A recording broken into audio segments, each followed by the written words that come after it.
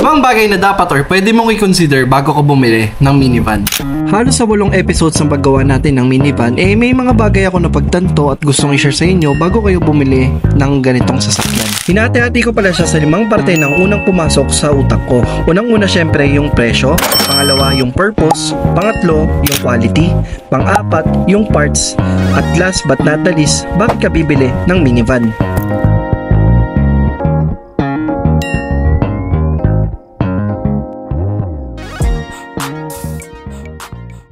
Unahin natin sa history or origin ng minivan.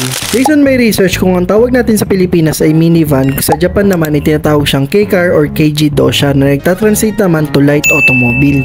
Taong 1949 nang na-introduce ng Japanese government ang mga K-cars. Hinihikayat ito ang mga tao na magkaroon ng abot-kayang sasakyan para ma-rebuild ang auto industry after ng World War II.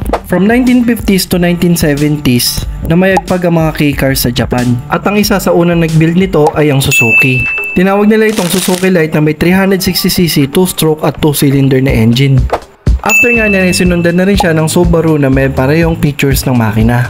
After nga niya, naging sunod-sunod na ang pag-usbong ng mga minivans or K-cars sa Japan. At nung taong 1990, nagkaroon ng regulation na gawing 660cc ang mga makina na K-car sa Japan.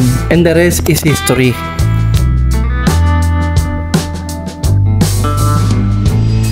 Limang bagay na dapat or pwede mong i-consider bago ka bumili ng minivan. Una ay ang presyo. Dito sa Manila, nagkakalaga ang mga minivan from 200,000 pesos to 350,000. Sa totoo lang, nung una napaisip ako dahil sa ganyang presyo ay makakabili ka na ng maayos na BIOS o maayos na sasakyan. At diyan papasok ang pangalawa, ang purpose o gamit. Tanungin mo ang sarili mo kung para saan mo ba gagamitin ang sasakyan. Gagamitin mo ba ito pang negosyo, pang deliver, pang pamilya o pang personal na gamit? Dito mo malalaman kung anong klase o laki ng minivan ang babagay sa'yo. O dapat bang bumili na lang ng mga maayos na sasakyan kaysa sa mga converted from Japan? Pangatlo naman ay usapang quality. Kung sa usapang quality lang naman din, wala na tayong dapat pag-usapan dahil ang makina is galing sa Japan. Magkakatalo na lang talaga sa builder na pinili mo. Mas maayos na builder, mas maayos sa sasakyan at mas maayos sa pag-convert. Kaya dapat isipin or pumili ka na maigi na magbubuo ng sasakyan mo.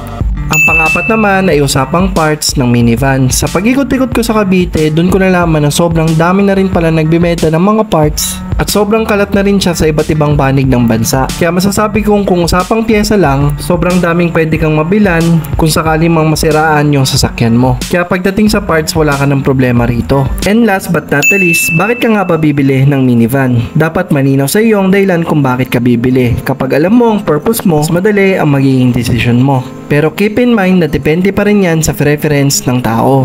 May kanya-kanya tayong opinion at hilig sa buhay. At the end of the day, ikaw pa rin naman na magdesisyon sa sarili mo. And wag na wag kang magpapadala sa mga sinasabi ng ibang tao. Dahil sariling pera mo rin naman ang gagastusin mo. Basta kung ano yung gusto mo at kung saan ka masaya, yun ang piliin mo.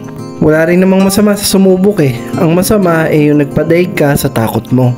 At maraming salamat kung nakabot ka man dito, and don't forget to comment, like, and subscribe kung nagustuhan mo yung mga gantong content. And this is Ship Vlogs.